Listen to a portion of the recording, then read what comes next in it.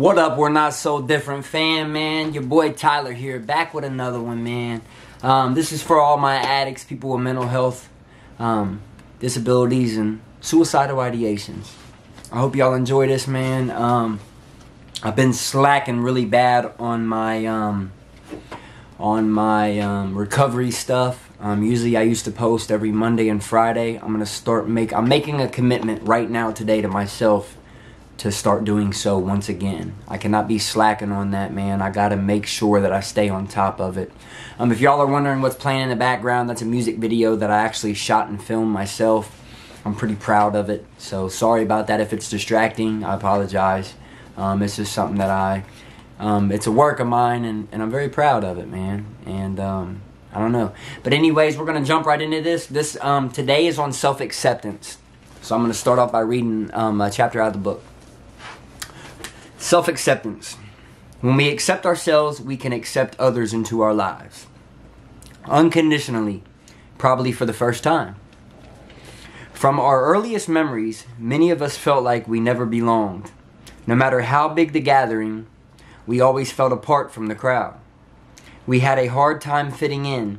Deep down, we believed that if we really let others get to know us, they would reject us.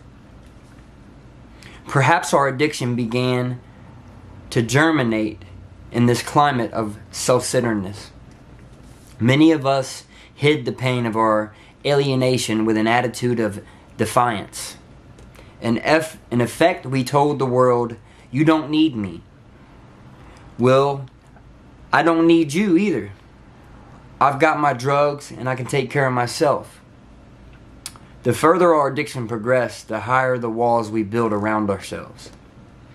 Those walls begin to fall when we start finding acceptance from other recovering addicts. With this acceptance from others, we begin to learn the important principle of self-acceptance.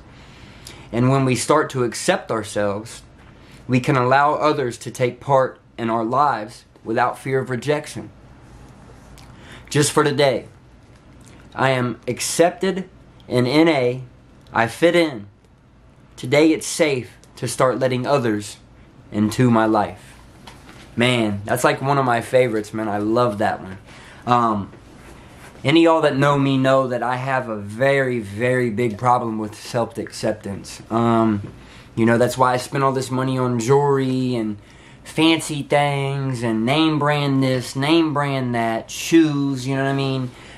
My shoe collections, you know what I mean? Everything. My whole life was based around materialistic things. And I realized today that all that materialistic stuff that I had, that was just my own insecurities, literally driving the way that I felt about myself. So what happens when all that materialistic stuff's gone? What happens when it falls out of my life? Let's just say that it all gets stolen. Then what happens? I lose my identity. I no longer know who I am because I don't have my stuff. Like literally, my materialistic things is what made me who I was. I didn't know who I was.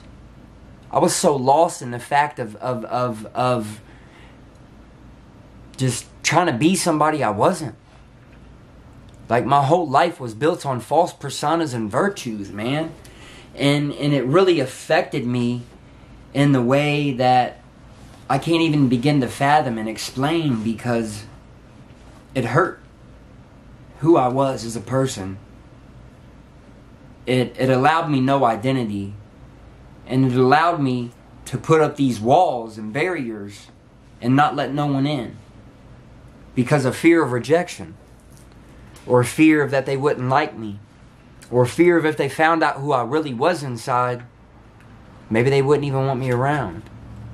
And that's a scary feeling, When the whole world wants you to be a certain way and you're not that way, you feel as if you're an outcast. You feel as if your purpose in the world is not right. Like, it makes you really... It makes you forget who you truly are. In life, when I finally found my purpose, when I finally gave up and said, man, I've had enough, like, this is it, I'm done with the way I'm feeling, and I'm tired of the fact that I'm living this way.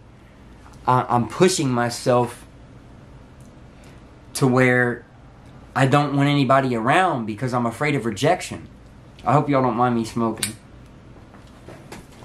You know, this was a touchy subject for me. You know, self-acceptance was always hard for me because I was always my own worst critic, and I was always hardest on myself. You know, I put myself through the ringer for no reason. And I pushed people away that loved and cared about me because I was afraid of abandonment. You know, when I was a child growing up, for one, my real father was never there. He was in and out of prison his whole life. So then when I got stepdads, and then my mom, you know, got it with another man, and then another man, you know, there was a few different stepdads in my life, which I fought most of them. Besides, there was two, which was one that I call my dad today, who was John Henry. I love that man more than anything in this world, man. He means the world to me, you know, and he has his own demons, but he was there. And he showed me how to be a man and provide for my family, and I'm grateful for that. Because if I wouldn't have had him in my life, I'd be so lost right now. I wouldn't even know what a life is about. Like, I wouldn't. He taught me how to be a man. And I just always beat myself up, man, because I felt like I had no purpose. I had no identity. I was always trying to be somebody I wasn't. Because I turned to the streets. The streets was my father, you know. When he was absent in my life and I didn't have one, I turned to the streets. My friends in the street were my dad, you know, and the friends I had in the street was selling drugs, toting pistols, and making money. And I thought that was cool. You know, I thought that was the thing to do. You know, I thought that made you a man if you carried around a gun, if you had a pack in your pocket, if people feared you. I thought fear was respect. Little did I know, and people didn't fucking respect me. Fear and respect are two totally opposite things. If someone fears you, how could they respect you? Why don't you ask yourself that? See, because I never knew the difference. You know, and I know today, okay, I only have over 5 months clean. I'm working on 6 months now. Thank you. You know, and within these 5 months, let me tell you what I've accomplished. Not only have I started this YouTube channel and grew with you guys as a whole and started pumping out videos like crazy, now I do videography. I do photography. You know, I book music videos, shows. You know, I do, I make like commercials, you know. It's a very broad. I actually started my own apparel line. Look at this, y'all. This is We're Not So Different brand. With Champion. Yes. Champion brand. Look at that. Tagless. You know what I mean? We're Not So Different brand. I have my own website now.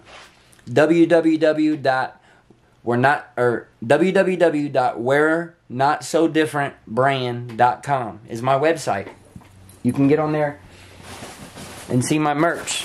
I got a bunch of these. I just got them today in the mail. This is my merch that I got. You know what I mean? Like, I'm making changes in my life, and look at all what's happened in 5 months. I've done all this. 5 months. Oh my God. I can only imagine what I could accomplish within a year. And all this stuff I've accomplished, okay? And now, don't get me wrong. I'm not sitting here and putting on a show and acting like it's been easy. Because, my God, it hasn't. You know? I mean, I'm not the richest man, you know? Literally, I have like $60 to my name right now.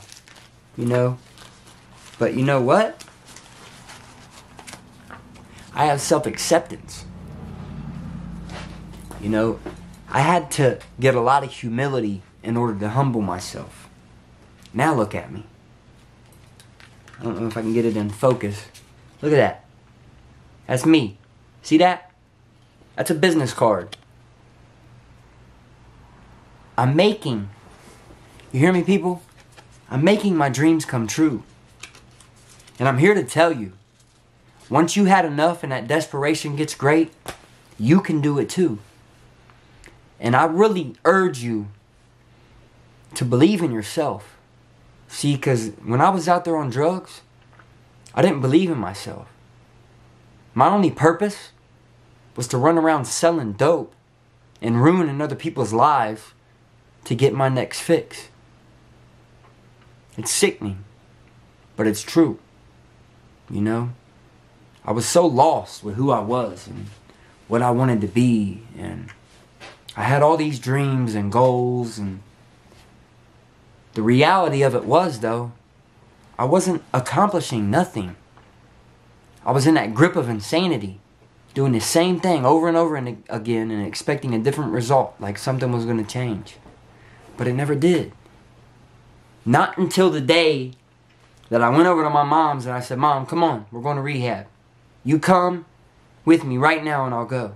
Because she kept wanting me to get clean. I said, you got to come with me. You know that my mom came that day? You know that we went in, did our intakes together, and we left and went into rehab the same day together? Not only did we fill out our assessments, but we both got in and accepted the same day also. Now don't get me wrong, she got out and she had a stumble. She messed up, but she picked herself up and she went back. And now she's good. She's doing good, man. She's clean. That's all I ever wanted, man. Think about being a kid, a little boy growing up with no dad, and your mom's a drug addict. And the only people that you got to turn to is the streets. And that's all they do is teach you all the wrong things in life. They don't show you how to be a man. They show you how to be a boy. They show you how to be a boy. Because you can't mature in the streets. It's nothing but violence. Chaos.